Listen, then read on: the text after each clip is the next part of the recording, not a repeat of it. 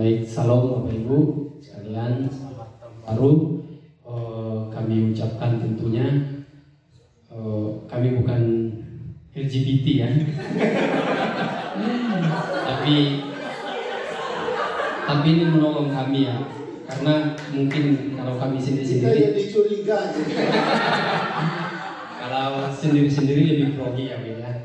Jadi kami tentunya bersyukur ya. Bersyukur di tahun 2023 ini Tuhan memelihara dengan sangat luar biasa, dan tentu di tahun ini ada banyak hal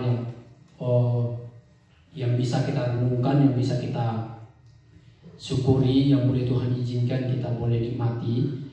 Kalau kita melihat pribadi kita masing-masing, kita berkaca, kita melihat ada banyak orang-orang yang lebih kompetensi, ada banyak orang yang lebih berkecukupan, ada orang yang lebih dalam pandangan kita lebih layak hidup di tengah-tengah dunia ini. Begitu. Kita udah susah, tapi Tuhan izinkan untuk kita boleh ada di tengah-tengah dunia yang susah. Ada orang yang lebih baik, tapi Tuhan izinkan kita orang-orang yang tidak lebih baik daripada orang-orang lain. Tapi Tuhan masih memberikan kita anugerah sampai di 2023 ini. Tentu ada tujuan Tuhan, ada yang Tuhan masih mau perkenan untuk kita kerjakan dalam keterbatasan kita, dalam keadaan yang tidak mudah. Ada yang sakit, ada yang mengambil keputusan yang sulit juga. Tapi di situ justru kesulitan menolong kita untuk semakin dekat dengan Tuhan. Kalau dengan kekayaan, dengan kesehatan tidak mencapai sasaran Tuhan untuk membawa kita kepadanya, ya Tuhan akan mengizinkan melalui sakit ya, melalui kesusahan, pergumulan dari masing-masing kita sesuai dengan kapasitas kita tentunya. Dan kita bersyukur, saya secara pribadi juga dalam pelayanan tidak mudah, ada banyak tantangan, ada banyak slack yang boleh Tuhan izinkan untuk saya boleh hadapi.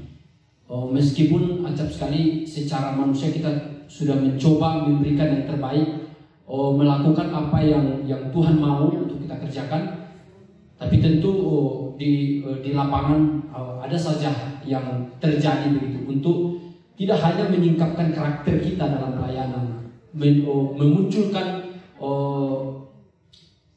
respon kita terhadap sesuatu persoalan, tapi melalui itu Tuhan mau ajar untuk senantiasa melihat situasi, bagaimana berespon terhadap sesuatu yang kadang-kadang tidak sesuai dengan harapan kita.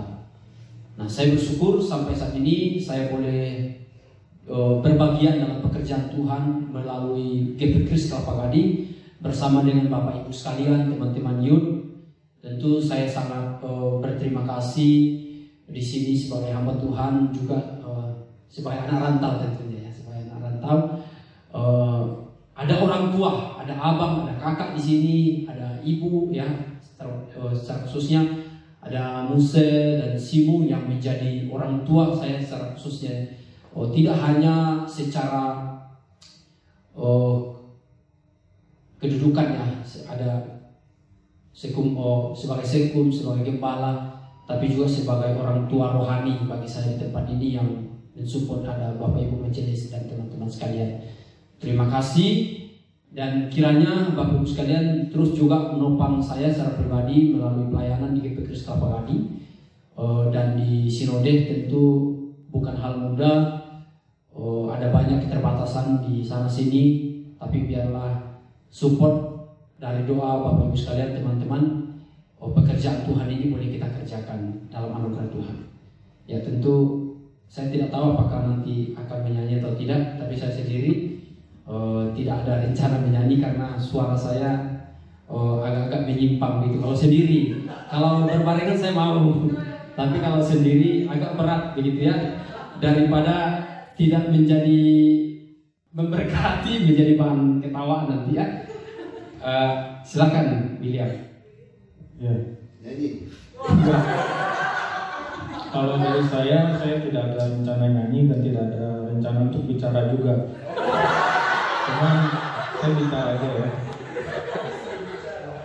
Di 2023 ini saya jadi mikir 2022 ngapain aja saya kalau leha-leha gitu ya. Saya ingat, jadi berarti umur saya juga semakin berkurang karena hidup sebentar lagi kan, jeda waktunya kan makin berkurang tuh. Jadi saya kalau ingat 2023 saya ngapain aja, kayak saya merasa menyesal seperti itu. Nah, sama juga saya jadi teringat dengan masa-masa lalu saya, gimana saya cuma bersyukur aja lah saya masih bisa hidup sampai hari ini, hidup berkecukupan. Mungkin kalau menurut saya seharusnya sudah mati sebelum 2023 ini menurut saya. Tapi saya bersyukur karena Tuhan masih memberi kesempatan hidup untuk saya. Yang saya takutkan itu hanya hal-hal yang mungkin saya terlihat rohani di sini, cuman banyak pergumulan saya yang menurut saya itu sebuah dosa bagi saya.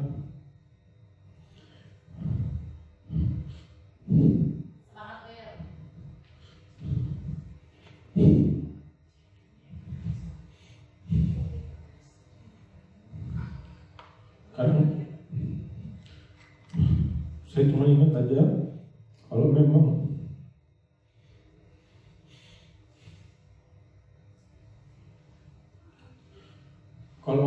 saya memang pilihan Tuhan, saya tidak akan dipisahkan oleh Tuhan dari apapun itu. Itu aja, terima kasih. Iya, kita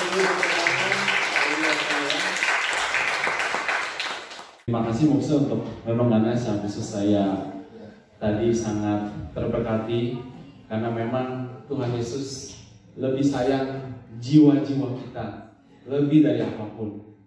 Sebab itulah Yesus mati di atas kayu salib bagi kita semua. Dan itulah yang dilakukannya ketika Adam dan Hawa berdosa.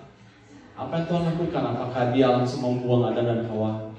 Kita seringkali melupakan satu adegan ini, di mana Tuhan datang mencari Adam dan Hawa, dan di situ Tuhan membuatkan pakaian dari kulit binatang. Tuhan tetap mengasihi Adam dan Hawa. Saudara sekalian, dalam beberapa tahun terakhir keluarga saya banyak mengalami pemulihan demi pemulihan yang Tuhan terus kerjakan dan proses bagi keluarga kami. Itulah sebabnya dalam doa kami, saya pribadi sebagai suami istri, kami bergumul dan terus bertanya kepada Tuhan. Setelah Tuhan memulihkan kami, apa selanjutnya Tuhan yang Kau inginkan bagi keluarga kami? Apa misi yang Kau mau kami kerjakan selagi kami masih ada di dalam dunia ini? Kami percaya Tuhan punya kehendak besar jika Tuhan masih mengizinkan kami bersatu sebagai satu keluarga pada malam hari ini. Itu dari sisi pribadi dan keluarga kami. Itu yang kami terus gumulkan.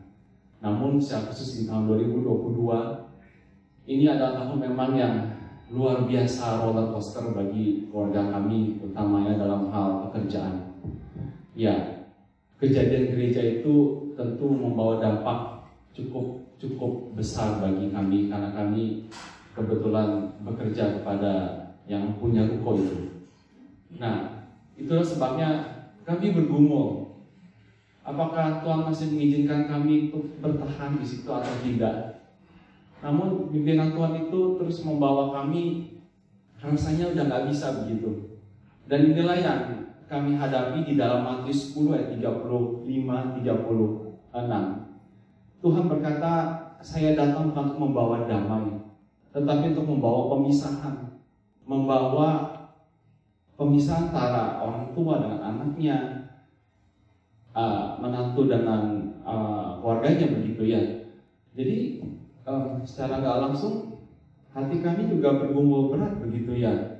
Sedangkan kami di pekerja sudah 21 tahun saya berkarya di sana, separuh hidup saya, dan juga Linda 17 tahun di tempat itu. Namun Tuhan sepertinya mengajarkan kepada saya dan Linda untuk lihatlah kepada saya yang memelihara hidup kamu. Lihatlah, jangan mengandalkan manusia yang sebentar lagi mati udah nggak bisa apa-ngapain. Tapi lihatlah kepada Tuhan yang memelihara hidup kamu dan yang telah menyelamatkan jiwa kamu. Lihatlah kepada salib yang telah terpaku itu.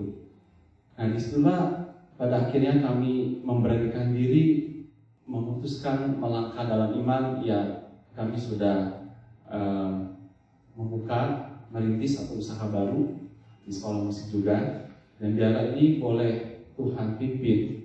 Tapi kalaupun Tuhan tidak izinkan, ini ayat penguatan juga dari Mukse.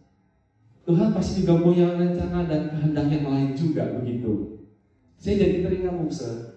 Ada satu khotbah yang saya dengar dari pendeta Calvin Bangun, bahwa providensia Allah itu bukan pada saat kita meminta terus Tuhan sediakan.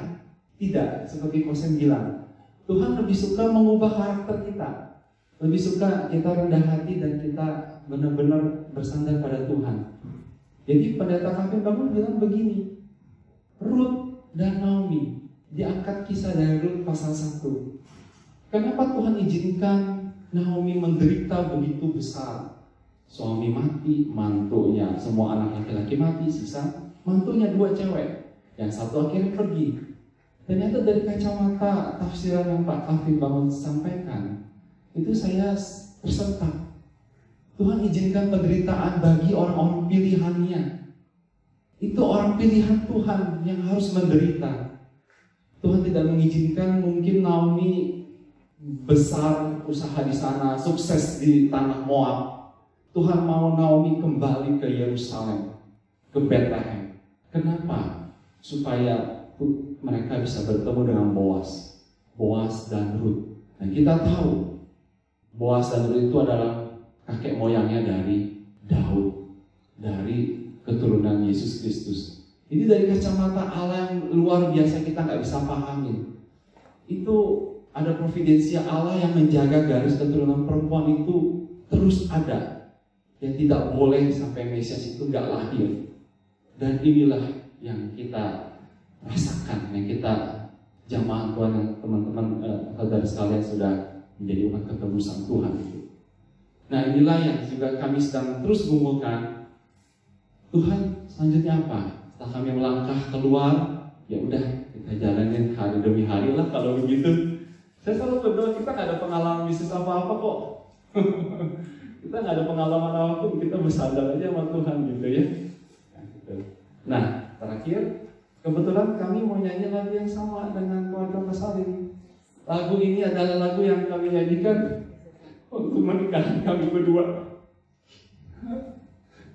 Pernikahan kami berdua, kami menyanyikan lagu ini sebagai bukti iman kami. Kami mau percaya pada Tuhan bahwa Bapa Surgawi bukan memelihara hidup kita sementara di dunia ini, tapi Dia, seperti yang saya bilang, Tuhan sayang sama jiwa-jiwa kita. Dia memelihara iman kita sampai titik akhir. Janganlah kita menyangkal Dia. Kita tetap setia. Itu Bapa Surgawi memelihara itu sampai seperti itu.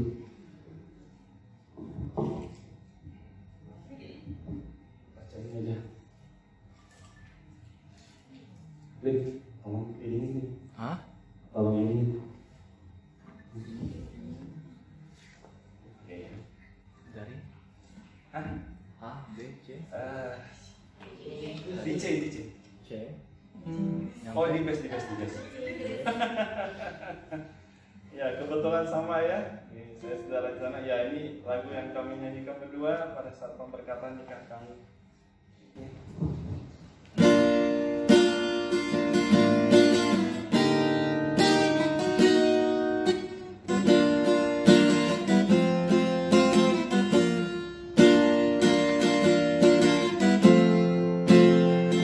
Oh